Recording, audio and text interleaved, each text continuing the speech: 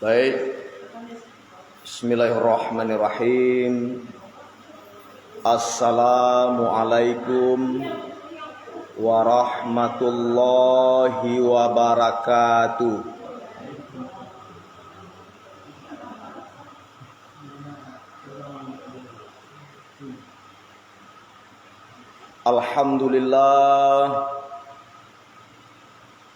Alhamdulillahilladzi khalaqas samawati wal ardh wa ja'ala zulumati ilan nur summal ladzina kafaru bi rabbihim ya'dilun. Asyhadu an la ilaha illallah wahdahu la syarikalah wa asyhadu anna Muhammadan abduhu wa rasuluh. Allahumma salli wa sallim wa barik ala Muhammad wa ala alihi wa sahbihi ajma'in. Rabbi syrah li sadri wa yassir li amri wahlul 'uqdatam min lisani yafqahu qawli. Yang kami hormati pengurus Masjid Al-Furqan Nagari Tebing Tinggi Tapan. Seterusnya yang kami muliakan, yang kami hormati alim ulama Cadiak Pandai, bapak-bapak dan ibu-ibu jamaah wirid pengajian yang hadir, yang kami muliakan. Terlebih dahulu marilah kita mengucapkan puja dan puji serta syukur kehadirat Allah Subhanahu wa taala. Alhamdulillah, malam ini atas izin Allah kita sudah dapat hadir ke masjid yang kita cintai ini, sekalipun cuaca buruk atau hujan. Namun Allah Subhanahu wa taala memberlakukan kudrat dan iradahnya, tentu ada kebaikan untuk makhluknya. Ternyata makhluk Allah itu bukanlah kita manusia saja, tidak ya. Banyak ciptaan-ciptaan Allah yang lainnya barangkali merindukan hujan tersebut. Allah Subhanahu wa taala telah memberikan rahmat dan nikmatnya kepada kita bersama, sehingga kita sudah dapat hadir ke rumah Allah yang kita cintai ini dalam rangka untuk berubudiyah, dalam rangka pengabdian dan ibadah kita kepadanya, sekaligus untuk menjalin hubungan silaturahim dengan sesama kita jamaah, untuk meningkatkan keimanan dan ketakwaan kita kepada Allah Subhanahu wa taala. Salawat dan salam kita sampaikan buat Habibullah Nabiullah Nabi Muhammad sallallahu alaihi wasallam. Karena Nabiullah Nabi Muhammad sebagai suri teladan, contoh ataupun figur bagi seluruh umat manusia yang ada di atas dunia, sehingga telah meninggalkan berupa petunjuk atau bimbingan untuk kita bersama umat Islam, umat Muslim, berupa Al-Quran dan Sunnah ataupun hadis, yang sudah ditinggalkan sebagai hudal linnas, petunjuk bagi kita umat manusia supaya selamat hidup di dunia dan selamat kehidupan di akhirat kelak, yakni petunjuk tersebut Al-Quran dan Sunnah. Taraktu fikum amraini lan tudillu ma in tamasyaktum bihima kataballah wa sunnatur rasul. Baik jamaah Masjid Al-Furqan, jamaah wirid yang kami muliakan, kemudian kaum muslimin yang lagi nonton live streaming siaran langsung kita pada malam hari ini, yang kami muliakan dimanapun berada. Allah Subhanahu wa taala telah berfirman di dalam Al-Quran surat Al-A'raf ayat 172. Ayat ini di bulan April yang sudah berlalu sering kita bahas dalam kelompok wirid pengajian. Karena ayat ini menceritakan, mengingatkan kita umat Islam kepada hal ihwal, keadaan penciptaan kita manusia untuk lahir ke atas dunia ini, ya, untuk hadir ke atas bumi Allah ini. Tentu dengan perjanjian, persaksian ataupun sumpah kepada Allah Subhanahu wa taala bahwasanya di alam ruh, di alam rahim, ya, kita selalu beranggap, ya, selalu kita meyakinkan diri atau i'tikad diri kita bahwasanya tidak ada Tuhan selain Allah Subhanahu wa taala. Baik, untuk lebih jelasnya kita bacakan firman Allah tersebut. A'udzubillahi minasyaitonirrajim. Bismillahirrahmanirrahim. Wa iz akhadza rabbuka min bani Adam min zuhurihim dzurriyyatahum wa ashhadahum ala anfusihim alastu bi rabbikum qalu bala syahidna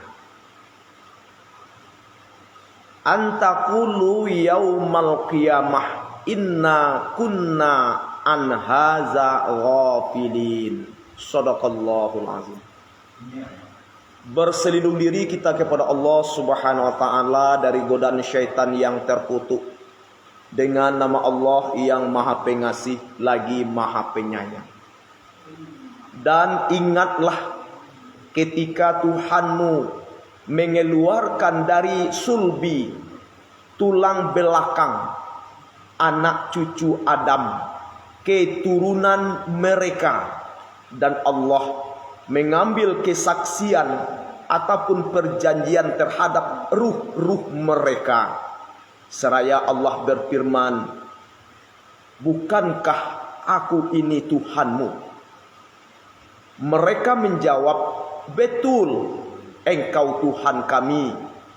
Kami bersaksi, kami lakukan yang demikian itu agar di hari kiamat kamu tidak mengatakan sesungguhnya ketika itu kami lengah terhadap ini.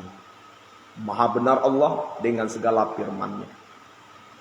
Bapak-bapak dan ibu-ibu jamaah Masjid Al-Furqan yang kami muliakan, seterusnya, ya, pemirsa live streaming, ya, akun Street FB yang kami muliakan dimanapun berada.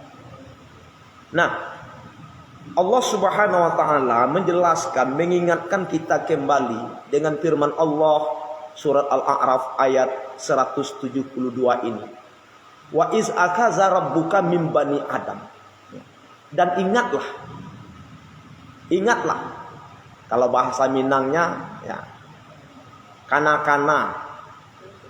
Kalau bahasa Tapannya ingi-ingi. Ya, perhatikan. Sadarkah kita? Apa itu? Ketika Allah Subhanahu wa taala mengeluarkan anak keturunan cucu Adam dari tulang sulbi, maksudnya dari tulang belakang kaum bapak-bapak atau kaum laki-laki, keturunan mereka. Seraya Allah Subhanahu wa taala sebelum, ya, mengeluarkan anak keturunan cucu Adam tersebut dari tulang sulbi, ya, tulang belakang kita, maka Allah Subhanahu wa taala membuat berupa bentuk perjanjian atau persaksian, ya, ataupun sumpah dengan ruh-ruh manusia sebelum disatukan dengan jasadnya. Jadi sebelum ruh-ruh manusia, ruh-ruh kita ini disatukan oleh Allah Subhanahu wa taala dengan jasad kita dalam keadaan janin, usia kandungan 4 bulan di dalam rahim ibu kita. Sebelum disatukan, Allah Subhanahu wa taala sudah mengadakan perjanjian, sudah mengadakan kesaksian ataupun sumpah terhadap para ruh manusia. Ya. Kenapa demikian? Karena dalam impian ruh-ruh manusia, dalam impian para jiwa-jiwa manusia, jiwa-jiwa daripada ruh-ruh daripada seluruh manusia, impian mereka dunia tersebut terasa indah, dunia tersebut terasa baik, terasa istimewa. Maka lahirlah i'tikad, keinginan untuk hadir, untuk dilahirkan ke atas dunia tersebut. Maka para ruh-ruh kita memohon kepada Allah Subhanahu wa taala, ya Allah, ya Tuhan kami, hadirkanlah kami, lahirkanlah kami, hantarkanlah kami ke dunia atau ke bumi yang sekarang kita hidup di dunia ini atau di bumi ini. Tatkala itu Allah sebagai Tuhan para ruh, para jiwa manusia ketika itu memberikan tantangan, memberikan berupa bentuk ujian atau cobaan kepada para ruh. Apa kata Allah Subhanahu wa taala? Bukannya saya tidak menginginkan kamu hadir, lahir ke atas dunia tersebut, tetapi akan aku cemaskan, khauf, kemudian takut, tahzan, dikhawatirkan oleh Allah Subhanahu wa taala. Kiranya kamu sudah hadir ke atas dunia atau di atas bumi tersebut, apakah kamu semua ini masih menganggapkan aku sebagai Tuhanmu? Alastu bi rabbikum, kata Allah Subhanahu wa taala di hadapan semua ruh-ruh tersebut. Alastu bi rabbikum, kata Allah, apakah kamu masih menganggapkan aku sebagai Tuhanmu bila mana kamu saya lahirkan ke atas dunia, bila mana kamu saya hadirkan, saya utuskan hidup di atas bumi? Maka para ruh kita menjawab ketika itu, qalu, mereka berkata, ruh-ruh berkata, bala syahidna, benar ya Allah, betul ya Allah, bila kami telah hadir, telah lahir ke atas dunia, kami menganggap kamu sebagai Tuhan kami. Kenapa ini Allah perlu sampaikan? Supaya nanti di hari kiamat, jangan manusia tersebut beranggapan, jangan manusia tersebut bisa mengatakan sesungguhnya ketika itu kami lengah terhadap ini. Jadi bapak-bapak, saudara-saudara kaum muslimin, ibu-ibu, kaum muslimat, kaum muslimin dan kaum muslimat jamaah Masjid Al-Furqan, maka ini perlu kita sampaikan supaya kita jangan nanti di hari kiamat, kalau tidak disampaikan kita berkilah atau beralasan bahwasanya kita lengah, tidak ada diperingatkan dengan ayat-ayat Allah tersebut. Jamaah wirid Masjid Al-Furqan yang kami muliakan, kemudian pemirsa dimanapun berada, live streaming FB Sturit yang kami muliakan dimanapun berada, Nah, dengan adanya hal ini, pengakuan kita bahwasanya kita bersaksi, bahwasanya kita berjanji, bahwasanya kita bersumpah di alam ruh, ketika kita minta dilahirkan ke atas dunia ini, ditawarkan oleh Allah, apakah nanti, apakah sekarang, nanti, masa yang akan datang, kamu masih menganggap aku sebagai Tuhanmu? Para ruh menjawab, benar ya Allah, betul ya Allah, pada hari ini kami bersaksi bahwasanya Allah adalah Tuhan kami. Nah, Hal inilah disebutkan manusia itu dicipta dengan fitrah. Hal inilah disebutkan manusia itu dicipta dengan bertauhid kepada Allah Subhanahu wa taala. Nah, konsekuensi akibat daripada perjanjian kesaksian yang telah kita ucapkan di alam ruh, maka menikahlah, kawinlah mak kita dengan bapak kita. Dari perkawinan tersebut terjadilah pembuahan. Dalam ilmu biologi disebut dengan zigot, artinya pembuahan, kandungan yang positif. Ketika kandungan tersebut berusia 4 bulan atau 120 hari, di dalam Al-Quran surat yang lain Allah berfirman di situ, kami tiupkan ruh. Kami tiupkan ruh kami ke dalam janin tersebut. Nah, kemudian dari 4 bulan setelah janin tersebut menyatu dengan ruh, maka bagi ibu-ibu yang sedang mengandung, bagi ibu-ibu yang hamil, selama kandungannya belum lahir, ya, ataupun anaknya sudah lahir, maka dimintakan untuk membaca kalimat-kalimat thayyibah, kalimat-kalimat yang baik, kalimat-kalimat yang bagus, ya. Dengan harapan anak-anak kita yang lahir nanti, ya, mempunyai karakter, kepribadian, ya, watak, ya, yang baik pula. Apa contohnya? Sering-sering kita baca Al-Quran, sering-sering kita membaca subhanallah ketika melihat sesuatu yang memukau atau sesuatu yang indah. Sering-sering kita membaca Allahu Akbar. Sering-sering kita membacakan kalimat-kalimat yang lain yang thayyibah juga, masya Allah. Kalimat-kalimat istighfar, astaghfirullah. Ada pula pendapat yang mengatakan supaya anak kita itu gagah dan tampan, ya.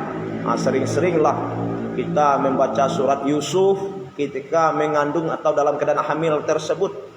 Nah, sering-sering kita berdoa kepada Allah Subhanahu wa taala, semoga anak yang lahir nanti menjadi anak yang cerdas, anak-anak yang baik, anak-anak yang soleh.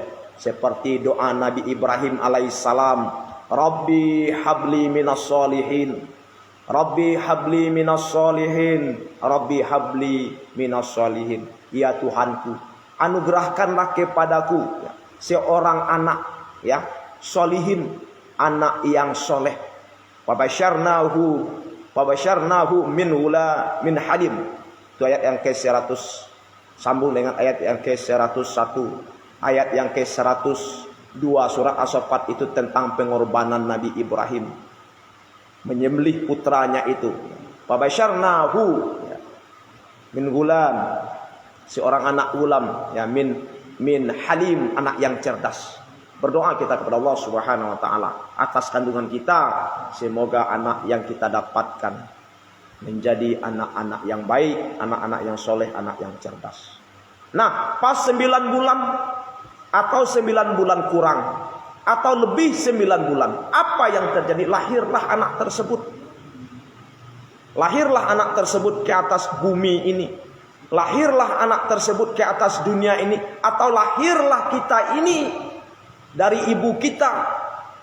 Nah, setelah lahir itu, apa perintah Nabi Muhammad SAW terhadap bayi yang baru lahir, al-gulam atau walidin, anak yang baru lahir, bayi yang baru lahir? Kata Nabi di dalam hadis yang sahih, hadis yang mutawatir, yang memang bersambung sanadnya sampai kepada Nabiullah. Apa kata Nabi? Apabila lahir seorang bayi, di situ tidak dibedakan bayinya laki-laki atau perempuan. Apabila lahir seorang bayi, hendaklah diazankan pada telinga kanan, ya, diiqomahkan pada telinga kiri. Apa maksudnya? Supaya mengingatkan kembali perjanjian dengan Allah, kesaksiannya dengan Allah, terhadap sumpahnya dengan Allah pada alam ruh, ya, ketika minta dilahirkan ke atas dunia, Allah sudah berjanji, sudah bersaksi, ruh-ruh tersebut sudah berjanji, sudah bersaksi kepada Allah, alastu bi rabbikum, apakah kamu menganggap aku sebagai Tuhanmu apabila kamu sudah lahir ke atas dunia? Maka para ruh menjawab, qalu bala syahidna. Mereka ruh berkata, bala, benar ya Allah, betul ya Allah, kami bersaksi hari ini, ya, bahwasanya kami anggap engkau sebagai Tuhan kami. Nah, diazankan pada telinga kanan, diiqamahkan pada telinga kiri,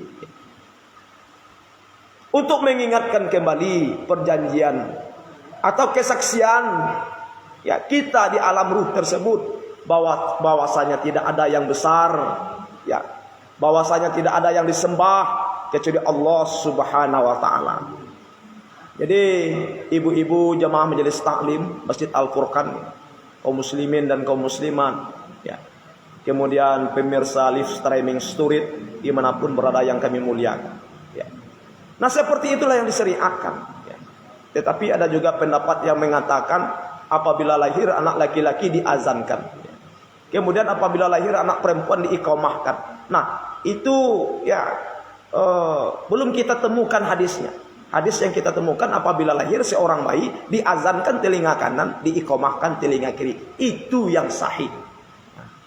Nah, kemudian disebutkan pula supaya jiwa anak tersebut tetap terpelihara, ya, sebagai hikmah daripada diazan atau diiqamahkan itu, mengingatkan kembali jiwanya atau ruhnya kepada Allah Subhanahu wa taala.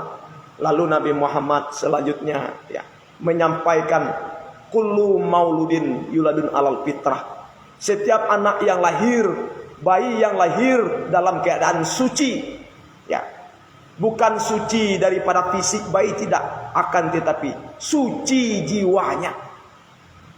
Kemudian supaya dia lebih terpelihara, disyariatkan oleh Nabi Muhammad Sallallahu Alaihi Wasallam untuk menyembelihkan akikah sebagai tanda syukur, sebagai tanda terima kasih atas nikmat atau anugerah anak bayi yang sudah Allah anugerahkan kepada kita. Kullu mauludin bi akikatihi tazbahu yauma sabihi atau al-ghulam murtahanun. Kemudian al-ghulam mutarhanun bi akikati tazbahu yauma sabihi.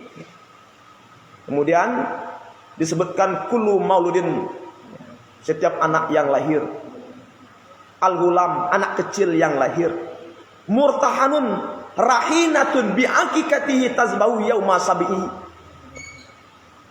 tergadai atau terpelihara dengan akikahnya disembelih pada hari yang ketujuh dari dia lahir. Itu hadis yang sahih. Kemudian disembelih pada hari yang ketujuh, kemudian, ya, diberikan nama. Kalau kita di Minangkabau, ya, tradisi seperti di Meninjau kami saksikan, akikah anak tersebut dipotong rambut. Setiap anak yang lahir tergadai atau terpelihara dengan akikahnya, disembelih pada hari yang ketujuh, dipotong rambut dan diberi nama. Nah, itu hadisnya seperti itu, ya. Disembelih pada hari ketujuh, dipotong rambut, kemudian diberikan nama, ya. Nah, kemudian pas dipotong rambut itu bagi kita yang mampu, ya, kata Rasulullah, hendaklah dia bersedekah, ya, dari emas atau harta yang ia miliki itu seberat rambut yang terpotong tersebut. Ini sebetulnya kaum muslimin, masalah akikah ini sangat menarik sekali, ya. Nanti akan kita ada pembahasan khususnya, karena sembelihan menurut syariat Islam itu hanya dua macam saja yang disunnahkan. Apa itu? Pertama kurban, yang kedua akikah. Itu disyariatkan, itu yang disunat muakkadkan. Kadang-kadang ada pemahaman bahwasanya akikah itu wajib, sehingga terledor pemahamannya, ya, selama hidupnya dia tidak mampu mengakikahkan anak-anaknya, ya, kemudian sudah tua bangka pun tidak mampu mengakikahkan dirinya sendiri, baligh dan berakal, terlepas tanggung jawab akikah orang tua terhadap anak. Kemudian anak mempunyai kemampuan, ya, ia bertanggung jawab mengakikahkan dirinya sendiri. Nah, ini kejadian aneh. Apa yang aneh? Ya, selama dia hidup, tidak mampu diakikahkan. Bahkan ketika ia meninggal dunia, malah dia mampu mengakikahkan. Ini syariat yang agak terbalik. Karena akikah itu adalah sembelihan untuk, ya, makhluk yang baru lahir, manusia yang baru lahir. Di dalam syariat kitab fikih sunnah kita bacakan al-ikah atau al-ikikah. Itu diartikan sebagai rambut makhluk yang baru lahir. Nah, ini pemahamannya ini tadi, ya, agak terbalik juga. Kenapa demikian? Masa ya orang meninggal dunia diakikah? Perintahnya yang diakikah tersebut, ya, adalah makhluk atau bayi yang baru lahir. Oleh para ulama, ya, melalui hadis Nabi Muhammad diakikah pada hari yang ke-7. Kalau tidak sanggup pada hari yang ke-7, hari yang ke-14. Kalau tidak sanggup pada hari yang ke-14, hari yang ke-21 dari kelahiran anak tersebut. Sebatas itu hadis Rasulullah. Kemudian para ulama mengambilkan kesimpulan, ya, bahwasanya kalau tidak mampu pada hari yang ke-21 tersebut, ya, maka boleh diakikahkan, ya, di mana ada kemampuan atau ada kesanggupan, kan seperti itu. Nah, kalau sekiranya umur beliau sudah sekitar puluhan tahun, 30, 40, 50 tahun, kan seperti itu, ya. Meninggal dunia dia. Masa ya dalam rentangan waktu yang panjang tersebut, semasa hidupnya, semasa hayatnya kita tidak mampu berakikah? Kenapa harus diakikahkan pada hari ke-7 setelah ia meninggal dunia? Ini merupakan bentuk syariat yang tertolak. Ya, karena kami baca di dalam, ya, literatur bahwasanya akikah tersebut, ya, kalau tidak izin atau ada wasiat, ya, bagi yang bersangkutan, ya, contohnya saya belum akikah, nanti apabila saya selama hidup saya belum dapat akikah, apabila saya sudah meninggal dunia, ya, tolong akikahkan saya Pak, atau tolong akikahkan saya Mak, kan seperti itu, atau Nak, kan seperti itu. Nah, ini lain soalnya. Hal ini dibolehkan karena hal seperti ini kalau adanya wasiat, ya, akan termasuk dalam berbagai bentuk sedekah-sedekah yang ada karena hukumnya sunnah. Nah, diakikahkan. Apa maksud tujuan akikah tersebut? Ya, kita tidak membahas akikah sebetulnya. Kita membahaskan supaya jiwa anak tersebut terpelihara, ya, fitrah anak tersebut terpelihara, ya. Bagi kita yang mempunyai rezeki, kemampuan, begitu anak kita lahir, sebagai tanda syukur, terima kasih kita kepada Allah Subhanahu wa taala atas anugerah anak kepada kita, maka disunnahkan untuk berakikah. Lahirlah anak, ya. Setelah diazankan mengingatkan perjanjian di alam ruh untuk terpeliharanya jiwa anak, ya, diakikahkan. Kemudian selanjutnya setelah baligh dan berakal, ya, terus diingatkan oleh Allah dengan janjian, dengan kesaksian-kesaksian yang kita ucapkan dalam ruh, ya. Seperti apa? Dikatakan, ya, wa ma khalaqtul jinna wal insa illa liya'budun, dan tidak kami ciptakan jin dan manusia, kata Allah, kecuali atau hanyalah, ya, untuk menyembah kepada kami atau mengabdi kepada kami. Az-Zariyat surat 6 ayat 65 tersebut. Nah, makanya selama kita baligh dan berakal, 5 waktu sehari semalam kita diingatkan oleh Allah bahwasanya Tuhan kita adalah Allah, tidak ada Tuhan selain Allah, Allah yang maha besar. Allahu Akbar, Allahu Akbar. Ini kalimat yang sangat sakral. Ini kalimat yang sangat tinggi nilainya, mengingatkan kita dengan janji kita kepada Allah Subhanahu wa taala. Ketika di alam ruh tersebut kita sudah berjanji, sudah bersaksi bahwasanya Allah Tuhan kita. Diingatkan kita selama hidup kita. Dibimbing oleh Al-Qur'an. Kemudian disampaikan petunjuk-petunjuk oleh Nabi Muhammad, Nabi kita, Nabi Muhammad sallallahu alaihi wasallam dalam kitab hadis. Bagaimana kita harus selalu ingat kepada Allah Subhanahu wa taala. Ingat kepada Allah bukan sekedar ingat, tidak, akan tetapi ingat tersebut, ya, mendorong kita, membangkitkan stimulasi kita untuk selalu beribadah kepadanya. Mari kita lihat dalam kehidupan kita. Zaman sekarang kita melihat Kadang-kadang azan tersebut tidak bermakna bagi sebagian orang. Azan tersebut tidak berpengaruh. Ya. Jangankan masuk telinga kanan, keluar telinga kiri saja tidak diacuhkan. Kenapa demikian? Karena mereka lupa janjinya dengan Allah Subhanahu wa taala dalam ruh. Ketika meminta lahir ke atas dunia ini, dia berjanji bahwasanya Allah adalah Tuhan kita. Lupa. Maka diingatkan oleh Allah Subhanahu wa taala dengan kumandangan azan 5 waktu sehari semalam. Hanya Allah Subhanahu wa taala yang maha besar. Ya. Maka justru dengan itu pemirsa dimanapun berada, jemaah majelis taklim Masjid Al-Furqan yang kami muliakan, ya. Mari menunjukkan kita bertuhan, menunjukkan kita mempunyai Tuhan. Tuhan kita adalah Allah Subhanahu wa taala. Zat yang maha agung, zat yang maha mulia, yang menciptakan segala sesuatu alam yang ada. Hanya Allah Subhanahu wa taala mengingatkan kita, ya, bertuhan kepada Tuhan Allah Subhanahu wa taala. Perintah Allah kepada kita, ya, fa'buduhu, maka sembahlah Allah. Lakukanlah sembahan, mengabdilah kita kepada Allah Subhanahu wa taala. Jangan kita menjadi orang yang ingkar dan kafir. Orang-orang yang ingkar dan kafir tempatnya di neraka jahanam. Selanjutnya bapak-bapak, ibu-ibu jamaah Masjid Al-Furqan yang kami muliakan, pemirsa live streaming Sturit dimanapun berada yang kami hormati, yang kami muliakan, mari selama kita hidup diingatkan kita oleh Allah Subhanahu wa taala supaya kita hubungan interaksi kita, komunikasi kita jangan putus kepada Allah Subhanahu wa taala. Bahkan ketika sakratul maut sekalipun kita masih diingatkan dengan Allah Subhanahu wa taala. Jangan sampai putus. Lakinu mautakum la ilaha illallah. Maka perintah Nabi, ajarkan orang, bisikkan, bimbinglah orang dalam keadaan sakratul maut. Ketika memutuskan nyawanya, ketika sakit, ketika mati, akan berpisah, ya, kehidupan dunia akan menuju kehidupan alam barzakh, ya. Lakinu mautakum. Ajarkan, bimbing, ajarkan, ya, bisikkan kepada orang-orang yang dalam keadaan sakratul kalimat la ilaha illallah. Maksudnya apa? Supaya ia ingat kepada Allah.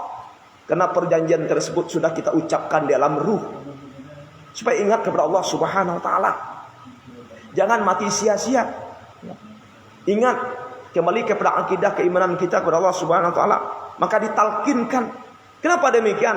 Karena ada hadis yang mengatakan, ya, man akhirihi kalamihi la ilaha illallah dakhalal jannah. Ada sambungnya hadis itu. Kami baca hadis itu ada sambungnya.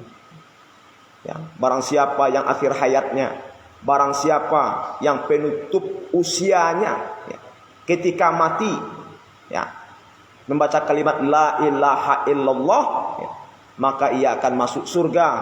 Walaupun, ya, sebelumnya ada berupa bentuk, ya, ujian-ujian, tantangan atau cobaan yang berlakukan sebelum ia dimasukkan ke dalam surga tersebut. Jadi kaum muslimin jamaah majelis taklim yang kami muliakan, selalu diingatkan kepada Allah Subhanahu wa taala. Bahkan karena dekatnya hubungan kita kepada Allah, napas kita, hubungan kita kepada Allah Subhanahu wa taala, ingatan kita tidak boleh putus. Ketika terjadi musibah, terjadinya kematian, maka disunnahkan bagi kita mengucapkan kalimat istirja. Inna lillahi wa inna ilaihi raji'un. Sesungguhnya milik Allah, datang dari Allah, kembali kepada Allah Subhanahu wa taala. Bahkan ketika dikubur pun ada sebagian pendapat dari para ulama mengatakan sebagai talqin untuk menguatkan keimanan, akidah, keyakinan kepada mayat yang sudah berada di liang lahat, maka diazankan. Di liang lahat diazankan. Tujuannya kalimat tersebut talqin, bukan azan untuk sholat. Artinya azankan dengan kalimat-kalimat yang ada tersebut, dengan kalimat-kalimat azan tersebut. Allahu akbar, Allahu akbar, Allahu akbar, Allahu akbar. Asyhadu an la ilaha illallah, asyhadu an la ilaha illallah, asyhadu anna Muhammadar Rasulullah, sampai akhir.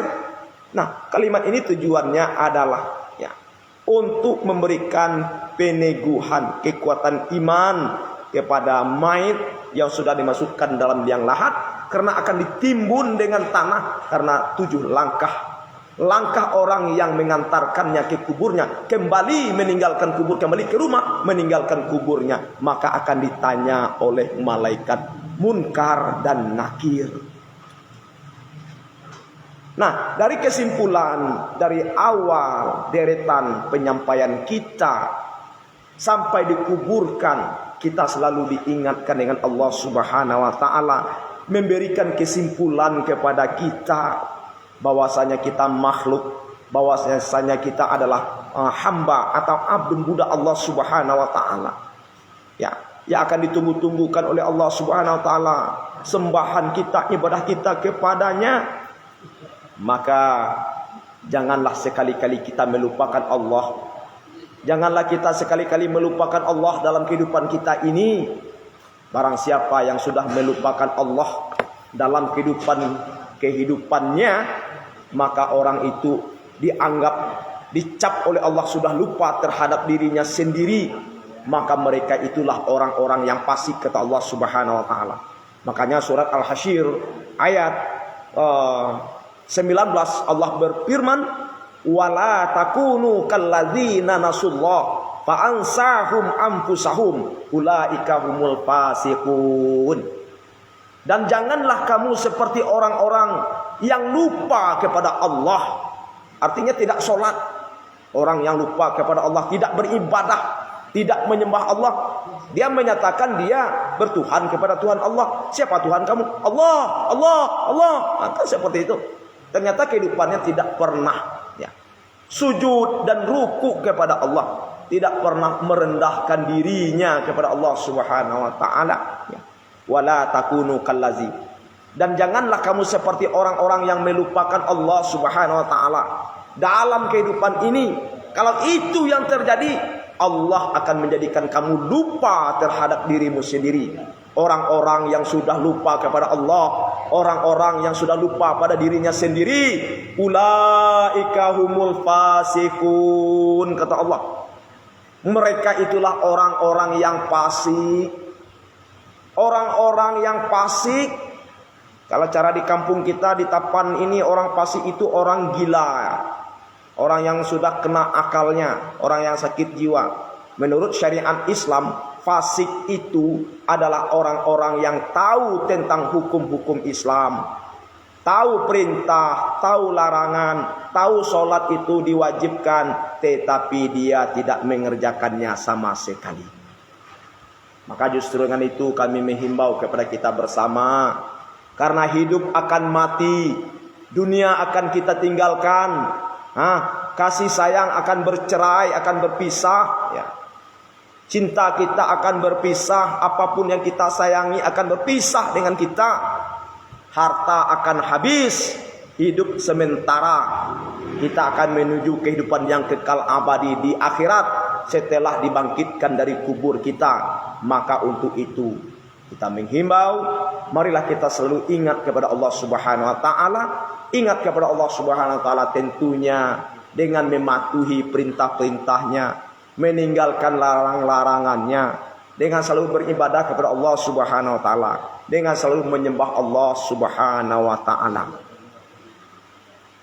Jadi bapak-bapak, ibu-ibu, majelis taklim Masjid Al-Furqan, pemirsa live streaming Sturit yang kami muliakan, ya. Wala tusyriku bihi syai'a. Ya. Janganlah kamu mempersekutukan Allah. Wabil walidaini ihsana, dan hendaklah kamu berbuat baik, ya, kepada ibu bapakmu. Kemudian ya ayuhan nasu u'budu rabbakumul ladzi khalaqakum wal ladzina min qablikum la'allakum tattaqun. Wahai sekalian manusia, kata Allah Subhanahu wa taala, sembahlah Allah. Sembahlah Allah yang telah menciptakan kamu dan orang-orang sebelum kamu, agar kamu menjadi orang-orang yang bertakwa. Pada hakikatnya menyembah Allah Subhanahu wa taala tak lain dan tak bukan pemahamannya adalah mendirikan sholat atau mengerjakan sholat 5 waktu sehari semalam, kemudian ditambah dengan ibadah tambahan kita, yakninya sholat sunat. Mudah-mudahan bermanfaat untuk kita bersama. Sampai di sini ceramah pengajian daripada wirid majelis taklim kita Masjid Al-Furqan Negeri Tebing Tinggi Tapan. Mudah-mudahan bermanfaat untuk kita bersama, ya. Mohon maaf atas kesalahan dan kekurangan. Kita akhiri billahi taufiq wal hidayah. Assalamualaikum warahmatullahi wabarakatuh.